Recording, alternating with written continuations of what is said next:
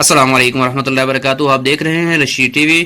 آپ کو بتاتے چلتے ہیں تازہ ترین خبر سے کہ دعوت اسلامی کے پیر الیاس قادری صاحب نے ادے پور قتل کیس میں درزی کے قتل میں آپ نے بالکل لا تعلقی کا اظہار کیا. آپ کا کہنا تھا کہ وہاں پہ دعوت اسلامی کا نام استعمال کیا گیا.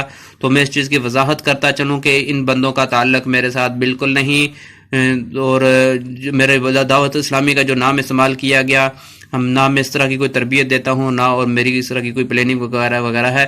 آپ خود ان کی زبانی سنیں کہ وہ کیا کہہ رہے ہیں. اس سے پہلے اگر آپ نے میرا چینل سبسکرائب نہیں کیا تو میرا چینل سبسکرائب کر دیں. چلتے ہیں ویڈیو کی جانب.